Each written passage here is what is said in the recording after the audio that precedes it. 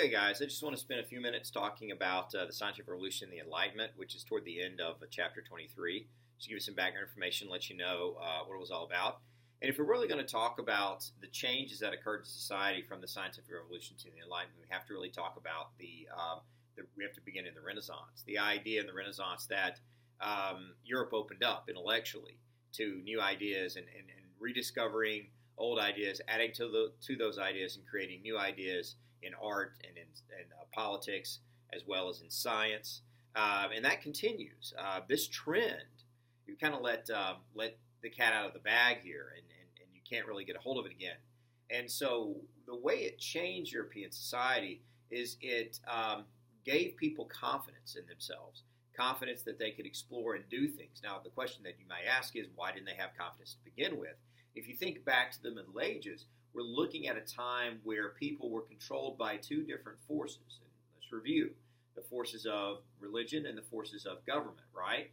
And both of those forces talked about how people were unable to govern themselves and unable to take care of themselves and needed a king to rule over them and needed a church to tell them what was right and wrong.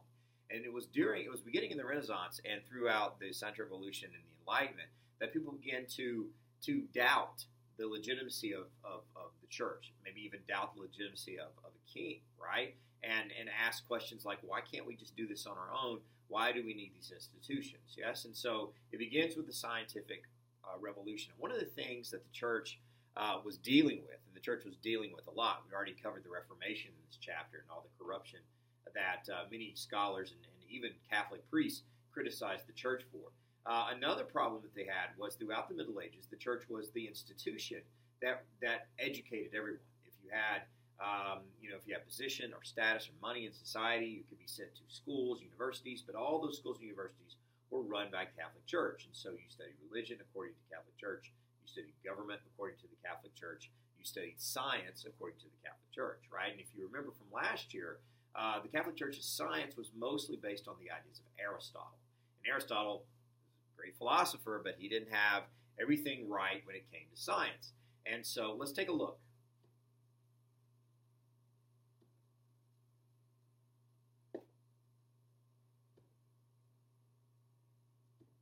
There we are. Sorry. This is the universe according to the Middle Ages, right? It's called the geocentric universe, as you can see here. And geocentric, geo, of course, meaning Earth, and the Earth is at the center. Now, the belief was that the Earth was here, and it wasn't necessarily flat. People for centuries at this point knew that the Earth was round and not flat, but it was still the center of the universe, and the sun orbited the Earth as well as the moon, and they were familiar with some of the planets out here that were orbiting. But here's what they believed. They believed that around the Earth was these crystal spheres, almost glass globes that surrounded the Earth, and that's what you would kind of see at night, where the twinkles from the globes, different heavenly lights. And then you would have ether out here, and as you can see from the map, you have angels and demons and heavenly beings here, and eventually outside of all of this was heaven. And so you have a very spiritually scientific mix of a universe here, right, where we include spiritual beings and include planets and say they're all revolving around a center Earth, an Earth that does not move, right, because you're standing on Earth right now. Doesn't feel like it's moving, does it? And so that's what people had believed for centuries. We have a couple of Greek philosophers, Greek scientists, who theorized that the Earth might have been round and the Earth was not the center. But for Aristotle and for many of the scientists, the Earth was the center. So the geocentric universe. Now, think to yourself, what are the problems with this? How are we going to figure out this isn't right?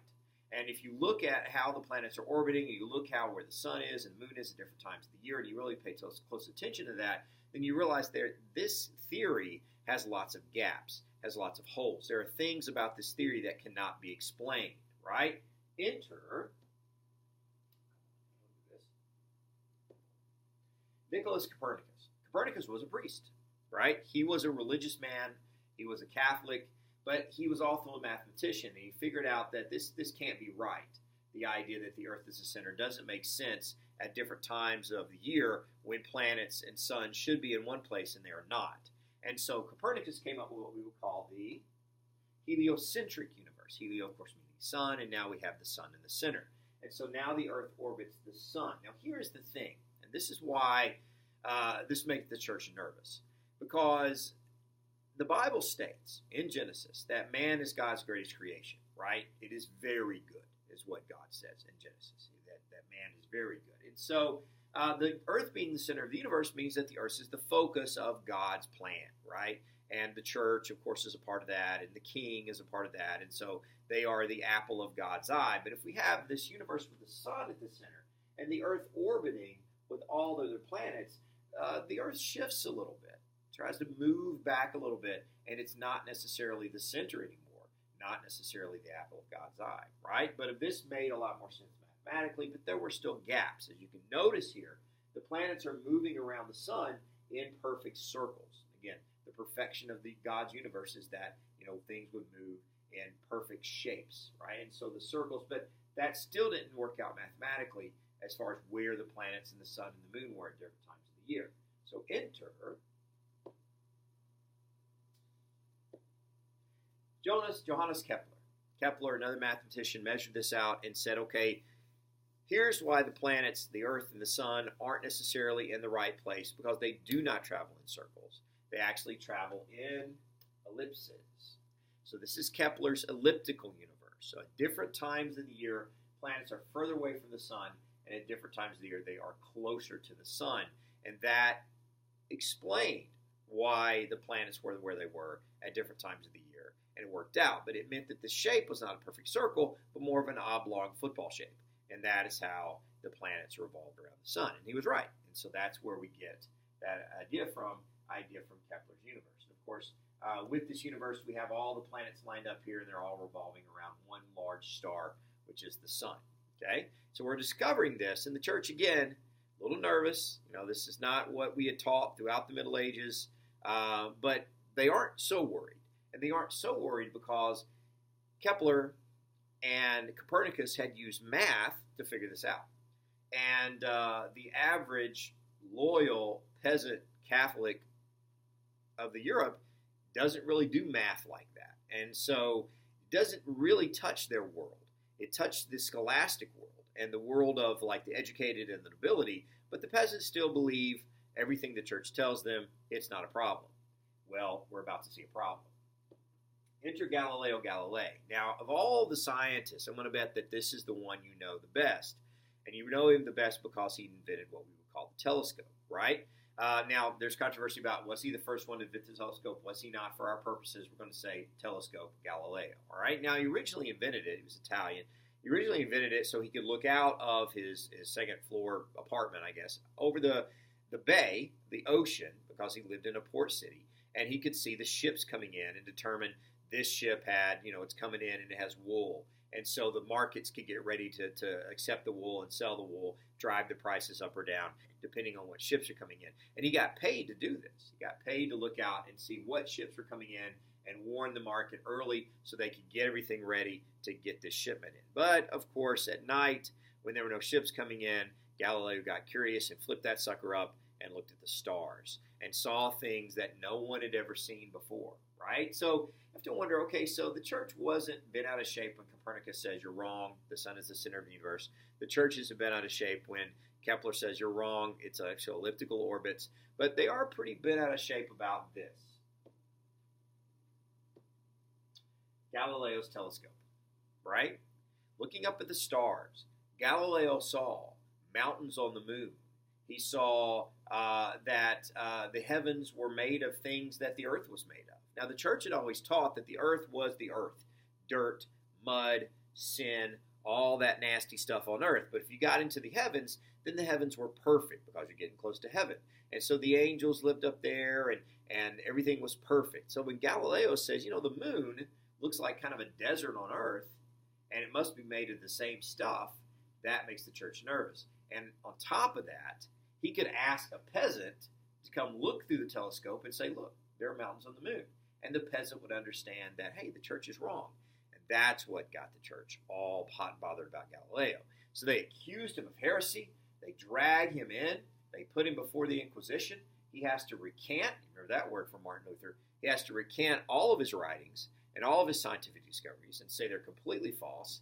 Doesn't matter because the knowledge is out there anyway. Other people are inventing telescopes by this time. They see it too. They write their own books. And so the knowledge is there. Galileo is able to save his own life, though, but he spends most of the rest of his life under house arrest in Italy, right? Now, the church is very nervous at this point because not only are they facing the Reformation, they're facing this new science, and there are a lot of attacks on the church during this period of time. The church at this point, instead of the Reformation just to say Martin Luther's wrong, the church at this point has to figure out how they can change the narrative and convince people that they believe this all along. And this is just something that they knew. It's not really going to work, right? So we have Galileo's telescope that really opened up the universe for everyone, not just mathematicians and brainiac people. Now, the grandfather of all this is going to be Isaac Newton. Isaac Newton lived in England. England was not nearly as conservative and Catholic as Italy was, and so he was free to explore and do these things, right? He was free to write and challenge the church. It didn't matter. He was living in England, and he did. Isaac Newton was a brilliant scientist and a brilliant mathematician. He created a brand new form of, I think, algebra, right? Just, in college, thought that he would do it. The most famous episode with Newton, though, of course, is the apple, where he's sitting under the tree and the apple hits him in the head. And he's like, why did this apple fall on my head? And he comes up with the idea of gravity. Now, that's apocryphal. Maybe that happened, maybe that didn't. But there are stories of Newton in his life about how he just had this natural curiosity of like wanting to discover and wanting to find things. And so with that curiosity, he is able to use mathematics to explore the universe. Now, I'm a history guy, and I spent my entire high school career, like many of you have, saying that, well, I'm going to do this stupid math. It's not going to help me out in life at all. I don't know why I'm doing this. That's not true, because history taught me that math is actually important, and we can actually discover the universe through math, right? And Isaac Newton did that. Now, the book he wrote, hello, shout out to my math teachers out there. Come on. Philosoph Natural Principia Mathematica is what it's called. And Principia Mathematica was simply just the natural laws of the universe and all laws that would fit and all laws that things had to obey. The idea of gravity, things attract each other, things fall to earth, that type of thing. He and other scientists did experiments about like heavy stones and light stones, and they fell at the same rate. He calculated the rate, which is 9.8 meters per second per second. The only thing I remember from a physics high school history in my high school class. It's crazy, right? Thank you, Coach Brett. Now, and so he wrote a number of these books and discovered a lot about the universe, but he never really,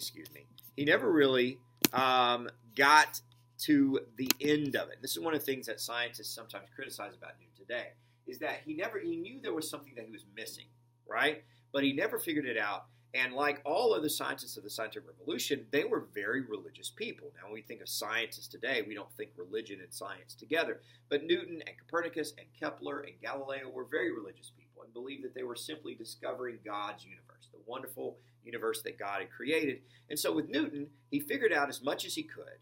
And then he finally said, and the rest of it I'll leave up to God, right? And that's the criticism that a lot of scientists, like, they believe that Newton kind of gave up and didn't keep trying. He just said, whatever else is out there, God did it, and that's fine with me. Now, Einstein would come along later and develop a new theory, a gravitational theory, that actually theorizes that space is malleable, that planets actually sit in space and roll around like a roulette wheel almost, right? And that actually, something recently has come out there's something they discovered that's been proven that Einstein was right. That's what Newton was missing, right? But again, he was working 100 years before Einstein, so we can't really blame him for that. All right? So, what does this mean? Now the European society, has knowledge that they've never had before about the universe. It completely changes everything, right? And the one thing that I like to compare this to is that if we look at the Middle Ages, Earth is the center of the universe, right? And God is man's greatest creation. Man is very good, according to Genesis. Then we get to the scientific revolution, and all of a sudden, we're not the center of the universe anymore. We are a tiny speck in a beach that is the infinite beach of the universe. Well, it's not infinite, I know that, but it goes on for a long time, and we are not the center of the universe, and we are not the apple of God's eye. So now we are very small, right? But we have the confidence that shows that we can explain the universe. And if we can explain the universe, what else can we do, right? We are not base or evil or sinful like the church tells us or the king tells us. We actually can figure this stuff out using math, using science, using other things. So if we can do all this, why can't we govern ourselves? Of course it did. There we go. So, this is what it's saying. From the scientific revolution, people gain confidence in their ability to explain the universe using math and science. From the Enlightenment, people gain the confidence to think that they can govern themselves, and that's what brings us to the Enlightenment. So we have a direct connection between the scientific revolution and the Enlightenment. It moves right into each other. And so these scientists are social scientists. They're not discovering the universe through math, but they are looking at society and talking about rights and freedoms and things that people have and need to have that they hadn't had before. Okay? So, now, let's talk about philosophers. The philosophers, they began in France. Okay, so we're mostly going to focus on the French philosophers at this point. There are other philosophers that are very important.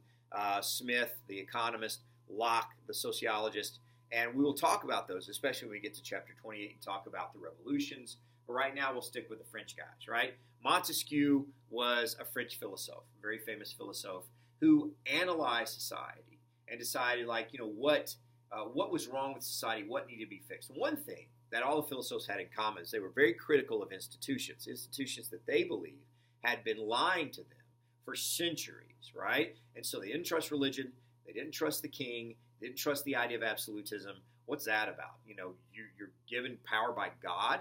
Who says? That's not in the Bible. It sounds a little bit like Luther there, right? And so these guys, as far as religion goes, they weren't very conservative. We're going to see that idea replay itself in the French Revolution later on. But they were very critical of these institutions, and it caused them to rethink, to start from the bottom and work their way back up with society and try to build a society that's not based on all of the traditions and all of the institutions of the Middle Ages, right? So, for example, Montesquieu wrote a couple of books.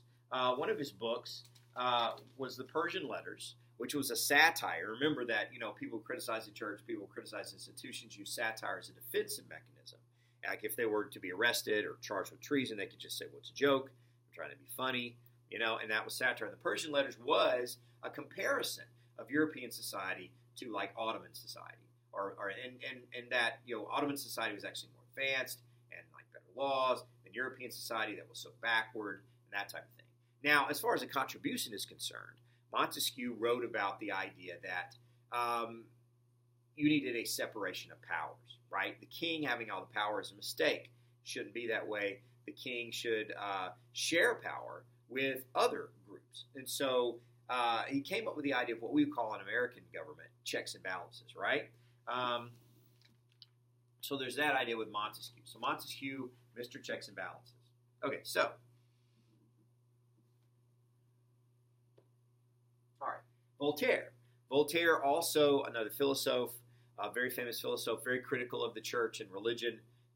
Didn't think that, you could trust anything they said anymore. He would reevaluate that idea. His big thing was the idea of justice and personal rights.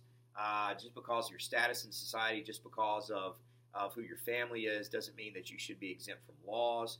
And he believed in laws for all men. He was very famous, even with the ideas set forth, even among kings and princes of the period. We studied about Catherine the Great in Russia. Well, he was a pen pal of Catherine the Great, wrote her many letters, and she considered herself a friend of Voltaire. Frederick the Great of Prussia also. So he was kind of like famous during his lifetime with all this stuff, right? The Philosophical Letters is one of his books concerning the English nation is another one, right? And so he was very much an idea of justice. Okay. All right, Denise Diderot. Diderot was interesting because Diderot, again, a skeptic, and criticized the church and criticized the idea of the church giving us knowledge.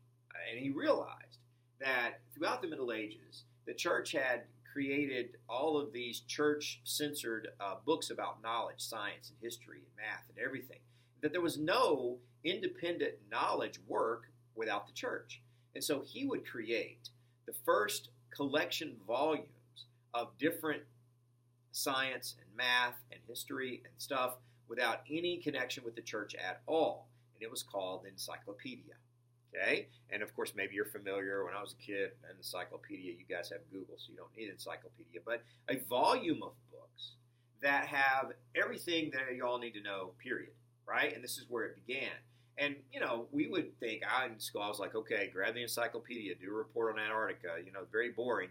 This was actually a bestseller, right? People all over France and all over Europe would get these encyclopedias and read them, and not only read them, but discuss them. They would go to what we in France what we call salons, and they would sit and drink tea or coffee, and they would talk about the latest encyclopedia, what it said about this or what it said about that. It was very interesting to these new people of the Enlightenment, right, to discover the world without the filter of the Catholic Church. Yeah?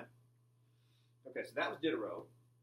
And then we have Rousseau. Rousseau, I think, therefore I am. Rousseau really broke it down, right? He said, what do we actually know, right? If we can't trust everything that's been taught to us by the institutions in our world, what do we know? And he went back to the thing, I think, therefore I am. I know I exist because I think. And that is his famous line, and that's what he kind of did. And so Rousseau was famous for his criticisms, right? Rousseau would write the book Emile and the Social Contract. And the Social Contract is a book that talks about how a ruler or a leader has a responsibility to take care of his people. And if the ruler breaks that by fighting destructive wars or passing high taxes or building like huge tombs during a famine, talking to you, Shah Jahan, right? Then the people don't have to put up with this, right? He's not doing his job. And so if the king breaks the contract, then the people have the right to rise up and create their own government or put in a new king, right? And because the contract has been broken. The people obey, the king protects. That was the idea, right? And so the social contract, and again, you might have already seen this, as I said, it is going to be very instrumental in the revolutions that we see in America as well as in France. Okay? And we're going to mention all these guys again when we get to chapter 28 and talk about Jefferson and Franklin and Madison and all those guys who use these ideas and the ideas of other English philosophers that in their revolutions, right? And so what we have here is we have the scientific revolution, which leads to the Enlightenment, which will lead to those revolutions, which are the experiments of the Enlightenment. Will it work? Well, the American Revolution says yes. The French Revolution says maybe, maybe not. And we'll get to that. All right, so let me know if you have any questions about this, and I'll see you on Thursday.